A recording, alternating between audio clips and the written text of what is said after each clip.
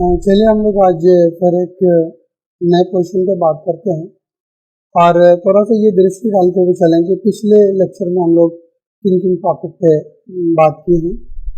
लगभग ट्रिग्नोमेट्री का लगभग सारा पोर्शन हमारा हुआ, उसके बाद कोऑर्डिनेट ज्योमेट्री और फिर उसके बाद नंबर सिस्टम, और आज हम लोग अलजेब्रा के एक क्वेश्चन पे बात करेंगे और वो है कि किसी भी संख्या अपरिमेय संख्या को सिद्ध करना कि ये अपरिमेय संख्या ही है।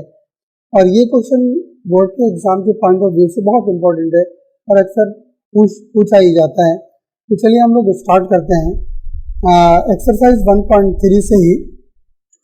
यहाँ पे एक्सरसाइज 1.3 का जो क्वेश्चन नंबर 1 है वो कह रहा है कि सिद्ध कीजिए कि √5 एक अपरिमेय संख्या है। अब इस तरह के क्वेश्चन को हम लोग चाहे वो कोई भी अपरिमेय संख्या हो उसको सिद्ध करेंगे तो मानकर हम चलेंगे कि ऑलरेडी ये हमारा परिमेय संख्या है, लेकिन बाद में चलकर देखेंगे कि परिमेय संख्या का जो गुण होना चाहिए वो नहीं है, तो फिर बाद में रिजल्ट हम लोग फाइनली रिजल्ट पे पहुंचते हैं कि ये हमारा जो कॉन्सेप्ट पहले का था वो गलत था, इसलिए ये परिमेय संख्या नहीं होकर के ये अपरिमेय संख्या है। चलिए इसको हम लोग देखते हैं। क्वेश्चन नंबर 1, ये हमारा √5। तो इस तरह के क्वेश्चन को हम लोग सिद्ध करेंगे तो पहले ये लिखेंगे कि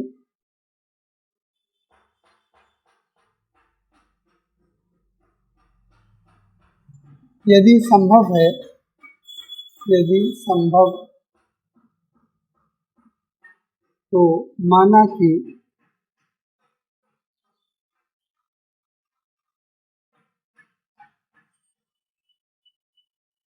√5 एक परिमेय संख्या है।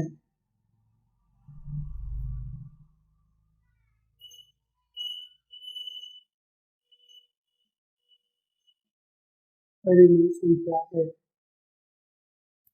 और जब मान के चल रहे हैं कि √5 हमारा एक परिमेय संख्या है, और चूंकि हम जान रहे हैं कि जब √5 को मान लिए कि ये हमारा परिमेय संख्या है तो ये और हाल में हम लोग जान रहे हैं कि ये P/Q के फॉर्म में रहता है। और यहाँ पे क्लियर कर देना है कि P और Q हमारा कोई और नहीं बल्कि पूर्णांक है। P और Q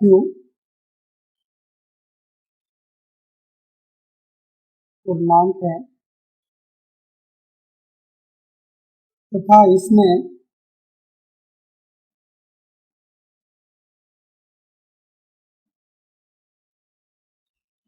कोई संख्या ओविलिस्क नहीं है।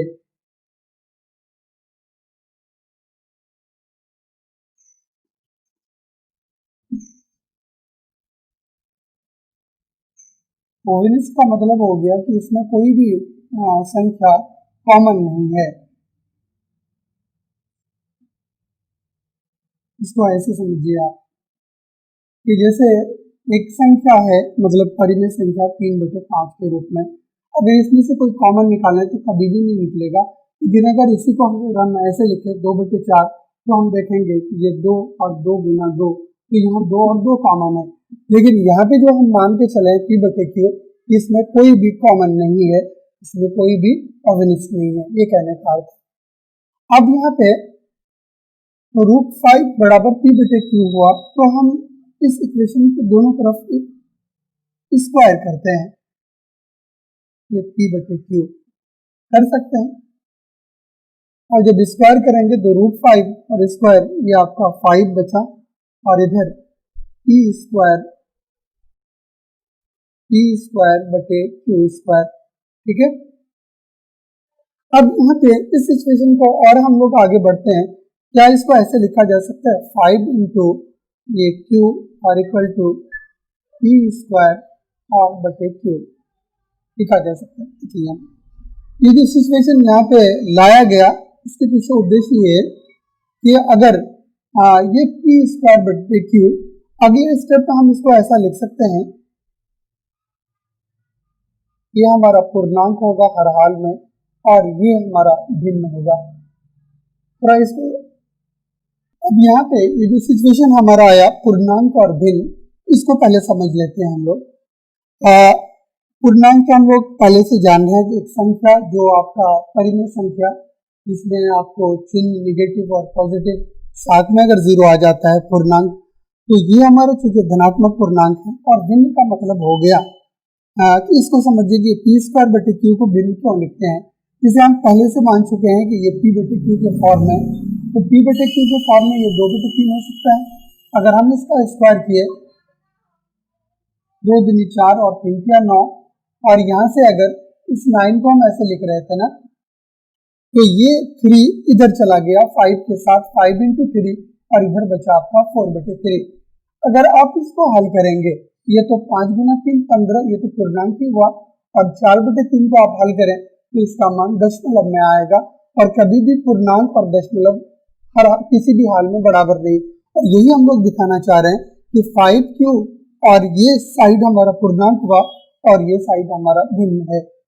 अब इस स्थिति को अगर हम देखें कि तो यहाँ पर एक रिजल्ट पे हम आ सकते हैं कि ये स्थिति कभी भी संभव नहीं है, पूर्णांक कभी भी भिन्न के बराबर नहीं हो सकता।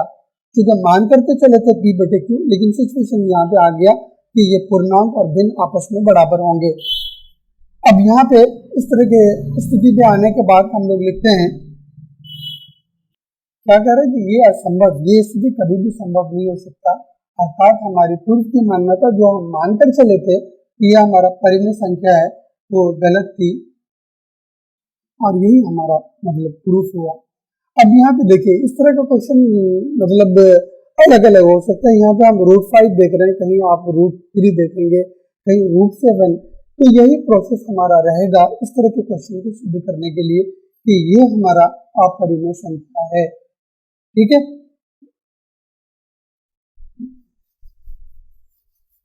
एकदम सिंपल वे में मतलब इस तरह के क्वेश्चन को हम लोग इस तरह से मतलब फाइनली इस सिस्टम से सिद्ध करेंगे कि ये हमारा अपरिमेय संख्या है।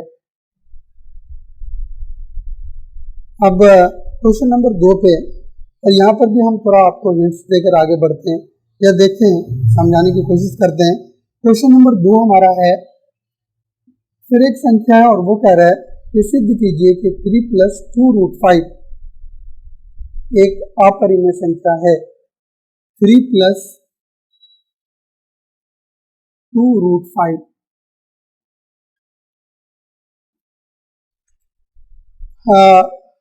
यहाँ पे इस संख्या को हम लोगों को सिद्ध करना है, ये अपरिमेय संख्या है। फिर इस क्वेश्चन को जिस तरह से पहले हम लोग लिखे कि यदि संभव है तो माना कि 3 + 2√5 हमारा क्या है, परिमेय संख्या है, वो लिखेंगे। और फिर जैसे ही हम माने कि ये 3 और +2√5 हमारा परिमेय संख्या है, तो नेचुरली है परिमेय संख्या को P बटे Q के फॉर्म में लिखते हैं। तो ये इस रूप का होगा क्योंकि हम मान चुके हैं। अब यहाँ पे फिर लिखेंगे, क्लियर कर देना है कि P और Q हमारा पूर्णांक है, जिसमें P और Q में कोई भी संख्या कोविनिष्ठ नहीं है, जैसा कि पहले क्वेश्चन में हम लोग इसको लेकर चले। अब इसको हम ऐसा लिख सकते हैं ना, 2√5 और इक्वल टू P बटे Q और ये -3।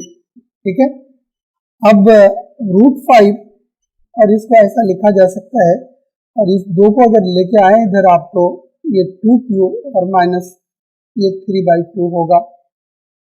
ठीक है, अब देखिए ये फिर एक सिचुएशन क्रिएट हुआ हमारा, यहाँ पे जो आ रहा है वो क्या है कि ये √5 है और फिर इधर P बटे 2Q - 3/2 है। हम इस स्थिति को थोड़ा सा क्लियर करते हैं कि ये एक्चुअली हमारा किस रूप में आ रहा है। यहाँ पे हम एक एग्जांपल लेते हैं कि ये हमारा परिमेय संख्या जिसको मानकर चले हैं, ये मान लीजिए कि हमारा 3/2 के रूप का है। ठीक है, अब ये 2 इधर से आया तो जो कि यहाँ पे, और फिर ये 3/2 ये आपका 2, ये सिचुएशन हमारा। अब यहाँ पे क्या देख रहे हैं कि ये 3/4 और फिर ये -3/2, अगर आप इसको अगर हल करेंगे तो कहीं ना कहीं ये हल करके देख ही लेते हैं। 4 और फिर 3 और ये 6, तो -3 और बटे 4। कहने का मतलब है कि ये संख्या कहीं ना कहीं हमारा परिमेय संख्या के रूप में आ रहा है, ठीक है। और ये जो भी हम देख रहे हैं कि 5 के साथ रूट है, और ये सिचुएशन हमारा कोई और नहीं बल्कि अपरिमेय संख्या का है, अपरिमेय संख्या। और ये सिचुएशन हमारा क्या है, ये परिमेय संख्या का, परिमेय संख्या, ठीक है ये। और आपको सिद्ध नहीं करना है कि ये क्यों परिमेय संख्या, इतना अगर आप लेकर चलते हैं तो एग्जामिनर को समझ में आ जाएगा कि ये स्थिति उत्पन्न हुई है, अपरिमेय संख्या बराबर परिमेय संख्या। अब फिर उसी तरह से ये जो स्थिति आई, फिर यहाँ पे अगले स्टेप हम लोग लिखेंगे कि ये किसी भी हाल में, यानी कि ये स्थिति असंभव है, ये स्थिति यानी कि अपरिमेय संख्या कभी भी परिमेय संख्या के बराबर हो ही नहीं सकता। लेकिन चूंकि हमारा इक्वेशन में आ गया है, इसलिए यहाँ पर लिखेंगे कि ये स्थिति असंभव है, इसलिए हमारी पूर्व की मान्यता गलत थी। इसलिए 3 + 2√5 3 + 2√5 एक परिमेय संख्या न होकर एक परिमेय 3 + 2√5 एक परिमेय संख्या न होकर ये अपरिमेय संख्या है। और पीछे एक चीज हम लोग छोड़ दिए थे पहले क्वेश्चन में, वो ये अपरिमेय संख्या है, एक अपरिमेय संख्या है। और चूंकि सिद्ध करने की बात हो रही है तो यहाँ पे हम लोग लिखेंगे, पहले क्वेश्चन किया था, ये हमारा प्रूफ हुआ। यानी इस तरह का कोई भी टर्म हो सकता है आपका 3 + 2√5 या अलग अलग रूप में, अगर इस रूप में रहेगा तो हम लोग इस रूप में जाकर इसको सिद्ध करेंगे कि ये संख्या हमारा अपरिमेय संख्या है। इस क्वेश्चन को प्रूफ करने के लिए कभी कभी बहुत सारा टफ लैंग्वेज आप देखेंगे, लेकिन एकदम ये सिंपलेस्ट फॉर्म में है। इसको आप अगर इस तरह से प्रूफ करते हैं तो आसानी के साथ आप सिद्ध कर पाएंगे। क्वेश्चन नंबर 3 हमारा है, कह रहा है कि सिद्ध कीजिए कि निम्नलिखित संख्या अपरिमेय है, और वो संख्या है हमारा 1/√2, 1/√2। अब यहाँ पे लैंग्वेज वगैरह हम लिखेंगे नहीं, हम समझाने की कोशिश यहाँ पे करेंगे कि अगर ये इस रूप में रहे तो हम कैसे सिद्ध कर पाए कि ये संख्या हमारा अपरिमेय संख्या है। और फिर यहाँ पर भी हम लोग उसी तरह से लैंग्वेज को लिखते हुए आगे बढ़ेंगे कि यदि संभव है तो माना कि 1/√2 हमारा एक परिमेय संख्या है, मानकर चलेंगे कि ये 1/√2 हमारा परिमेय संख्या है। और तब हम लिखेंगे कि 1/√2 बराबर p/q, ये लिखे p/q। और यहाँ पे फिर आगे लिखेंगे कि p और q हमारा पूर्णांक है, और जिसमें कोई भी संख्या ओविनिस नहीं है, कॉमन नहीं है। ये हम लोग समझ गए कि ओविनिस का मतलब क्या हो गया। अब ये स्थिति हमारी आई 1/√2 और p/q अगर इस रूप का रहेगा तो फिर कैसे आगे बढ़े, तो हम लोग ऐसा करें, इसको हम लोग ऐसा लिख सकते हैं ना, क्रॉस मल्टीप्लिकेशन अगर कर दें, ये q × 1, ये q और फिर √2 और ये × p लिखा जा सकता है क्रॉस मल्टीप्लिकेशन के द्वारा।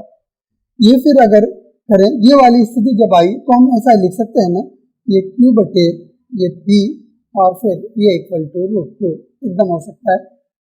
अब यहाँ पर देखिए कि हम मानकर चल रहे हैं कि ये संख्या p/q हमारा परिमेय संख्या है। अगर ये उलट जाए, ये q/p, तो फिर ये कैसी वाली स्थिति होगी। अगर उदाहरण के लीजिए कि 2/3 के रूप में है तो ये 3/2, तो ये क्या कहलाएगा, 2/3 और 3/2। अगर ये वाली स्थिति आती है तो हम इसको कहते हैं कि ये हमारा परिमेय संख्या है। अब ये सिचुएशन जो हमारा आया तो हम q/p के बदले में लिख सकते हैं कि ये हमारा कोई और रूप नहीं बल्कि ये परिमेय संख्या का है, ये परिमेय संख्या।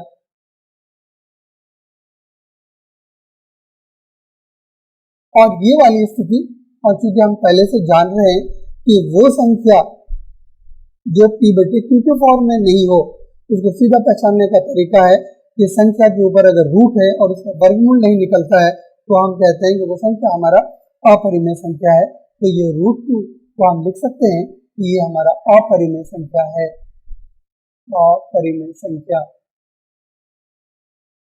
और फिर जैसा कि अब तक हम लोग क्वेश्चन को इस स्थिति में लाकर लिखते थे कि फिर वही स्टेटमेंट लिखेंगे जो पहले दो क्वेश्चन में हम लोग लिखे कि परिमेय संख्या और अपरिमेय संख्या किसी भी स्थिति में आपस में कभी भी बराबर नहीं हो सकता, यानी कि ये स्थिति फाइनल लिखेंगे कि असंभव है। परिमेय संख्या और अपरिमेय संख्या की जो स्थिति आई है तो लिखेंगे ये स्थिति असंभव है, और इस प्रकार हमारी पूर्व की मान्यता गलत थी, इसलिए 1/√2 एक परिमेय संख्या न होकर एक अपरिमेय संख्या है। और फिर फाइनल लिखेंगे प्रूफ। और इस तरह का जो भी क्वेश्चन होगा वो हम लोग इस स्थिति में लाकर स्टेटमेंट लिख देंगे, ये हमारा सिद्ध हो जाएगा। चलिए अब अगले क्वेश्चन की तरफ हम लोग बढ़ते हैं, और वो है 7√5, और इसको भी कह रहा है कि आप ये दिखाइए ये संख्या अपरिमेय संख्या है। और जिस तरह से हम लोग अब तक क्वेश्चन संख्या को लेकर सिद्ध करते आ रहे हैं, और वही प्रोसेस यहाँ पर भी हम लोगों का रहेगा। 7√5, 7 ये √5, और क्वेश्चन कह रहा है कि आप ये दिखाइए कि ये अपरिमेय संख्या है। फिर यहाँ पे हम लोग लिखेंगे कि यदि संभव है तो माना कि 7√5 एक परिमेय संख्या है। और ये लिखते हुए जब आगे बढ़ेंगे तो ये लिखेंगे कि 7√5 जब परिमेय संख्या मानकर चलें तो ये हर हाल में p बटे q के रूप का होगा। और यहाँ पे लिख देना जरूरी है, लिख लेंगे आप कि p और q पूर्णांक है तथा p और q में कोई भी संख्या ओवेनिस यानी कॉमन नहीं है, ये लिख लेंगे। अब फिर हम इस इक्वेशन को आगे बढ़ाएं तो ये स्थिति आएगी ना, यानी कि p बटे 7q, ठीक है। अब यहाँ पे देखिए परिमेय संख्या में चाहे वो किसी भी रूप का रहे, 2/3, 2/5, अगर ये ऐसा है तो अगर 7 संख्या इसके साथ गुना हो तो ये 2/21 ये वाली स्थिति होगी। तो हम क्या देखेंगे कि ये √5 हमारा अपरिमेय संख्या और ये आपका परिमेय संख्या।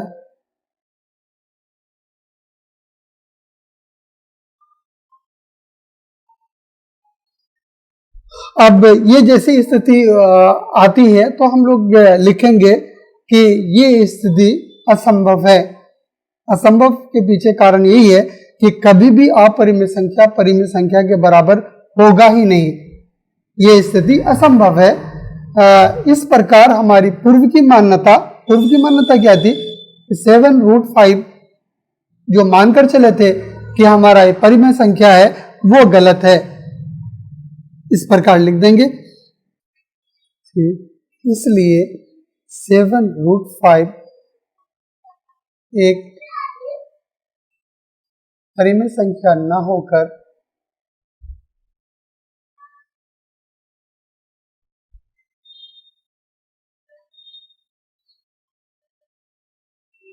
एक अपरिमेय संख्या है, एक अपरिमेय संख्या है।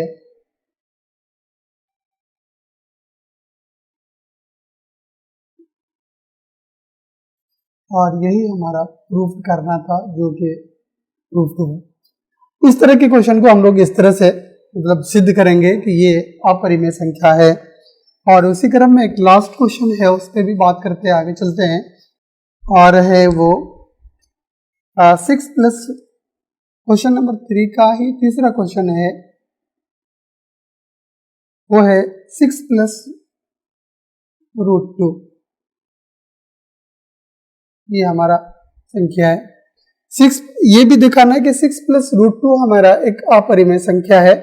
फिर जिस तरह से अब तक हम लोग प्रूफ करते रहे हैं जहां से कि यदि संभव है तो माना कि 6 प्लस √2 एक परिमेय संख्या है।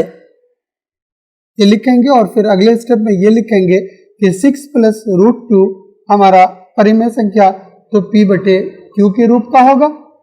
अब ये रूट 2 इक्वल टू यानी कि p बटे q और फिर ये -6। अब ये वाली स्थिति ये देख रहे हैं p बटे q परिमेय संख्या है, वो किसी के रूप का हो सकता है 2/3, 2/5। अगर इसमें से पूर्णांक यानी कि परिमेय संख्या को ही घटाएं तो ये हर हाल में आपका परिमेय संख्या ही आएगा। और पहले से जान रहे हैं कि परिमेय संख्या में अगर आप परिमेय संख्या में परिमेय संख्या को जोड़ें, घटाएं, गुना करें तो वो हर हाल में आपका परिमेय संख्या ही होता है। तो हम इस स्थिति के लिए लिख सकते हैं कि रूट 2 हमारा अपरिमेय संख्या है,